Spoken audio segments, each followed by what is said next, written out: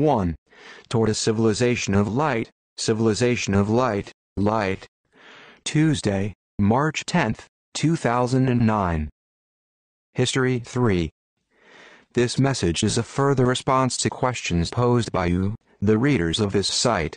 As I have said before, these messages build on each other. For their full impact, read them in sequence beginning with September 2008. Please bear in mind that I do not claim that these messages are the only way to perceive the truth about our situation on this planet or the larger truths about our universe. This is my 26th posting to Mark's Corner for 2009. The following message is from Bren-Ton of Andromeda.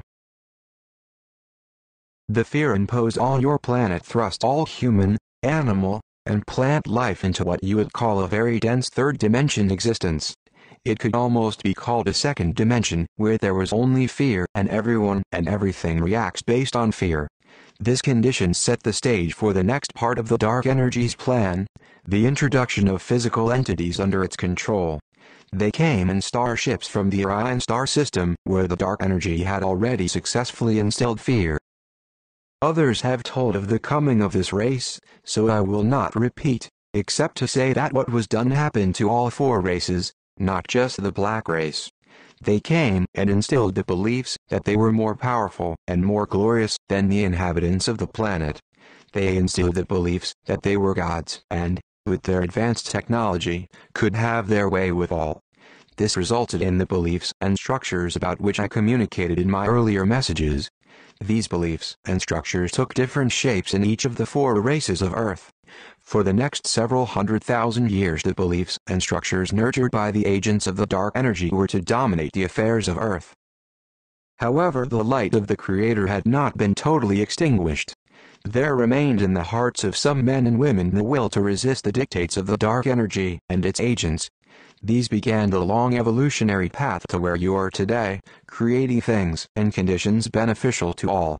Despite the best efforts of the Dark Energy and its agents, the power of the Creator's light slowly lifted a struggling mankind to new consciousness.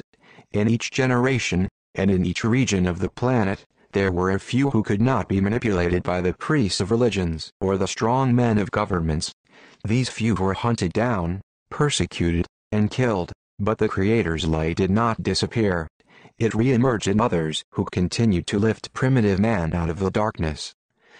After several hundred years of observing affairs on Earth, my ancestors found a way to penetrate the energy shield established by the Dark Energy. They established the colony of Lemurua on islands in the Pacific Ocean in order to interact with the red and yellow races of Asia. They found these races of humans were primitive and laboring under the weight of structures and beliefs established by the agents of the Dark Energy. They were far removed from their highly conscious ancestors that had originally been brought to this planet. Despite impediments, the members of the colony set out to uplift the humans. After many frustrations, they were successful in transplanting a contingent of the Red race to the Americas in an attempt to remove them from the influence of the agents of the Dark Energy. These were the predecessors of the Red race that much later migrated across the Bering Strait. At about that same time, the Pleiadians established a colony on an island in the Atlantic Ocean. It became known as Atlantis. Their goal was to interact with the white and black races in Europe and Africa.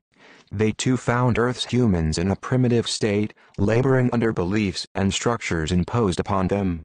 However, given the huge gap in technology and spiritual development, the newcomers did not wish to interfere too greatly with the evolution of the human race of this planet. Also, there was a continual struggle as the agents of the Dark Energy were always vigilant to thwart their efforts. After a time, the Dark Energy infiltrated these two colonies, and they too began to set up structures and adhere to beliefs not beneficial to their inhabitants. By shifting into the guise of the inhabitants of Lemurua and Atlantis, the agents of the Dark Energy were successful in penetrating to the very heart of these civilizations. Greed and lust crept into the lives of the inhabitants. They lost their connection to the star systems that had originated them, and diminished their connection to Creator. The technology of both Lemurua and Atlantis was such that they possessed the ability to construct nuclear weapons, along with the ability to deliver them. They engaged in a war that resulted in the detonation of these weapons, creating some of Earth's deserts. The civilizations of the two colonies were decimated. This was a very dark chapter in the history of my people, and one of which we are not at all proud. Some of the descendants of Lemuria and Atlantis remain on Earth to this day. Thank you, Bren-Ton. You have clarified stories I have encountered elsewhere. You may copy this message, as well as other postings to Mark's Corner, and distribute them. Please do so in total, preserving all notations and attributions. We are in a time when this information is valuable as a source of truth amidst confusion. Those who are communicating with me have said that they will entertain questions as long as they are not specific to your particular circumstances. Please send your queries to me at copy@zqyx.org. Once again, I thank you who made a financial contribution. It has made a difference in my ability to continue with this work. My gratitude to each of you. In truth, love and joy. Mark. P.S. I will be facilitating 2 gatherings workshops beginning March 13th. I anticipate that I will post few messages after that date until early April. In light of pending changes and the likely unavailability of the Internet, I recommend that you save each of these postings to your computer.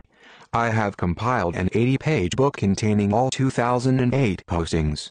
Send a check or money order for $15 to Paradigm Books, P.O. Box 270,156, Fort Collins, CO 80,527. A CD containing the 2008 messages is $6. These prices include postage within the U.S. for delivery outside the U.S. at $5 for shipping. I will make the 2009 messages available in this same way. Reminders. To purchase 1. Toward a Civilization of Light, or other books by Mark Kimmel, go to http://www.cosmicparadigm.com/about_1.html, or order it from your favorite bookseller. To become part of the Cosmic Paradigm Network, go to the index page of this site, scroll to the bottom, and join. You may comment on these postings at copy@zqyx.org. Please be patient. I receive large numbers of emails. Labels: Bren-Ton, Dark Energy, Earth History,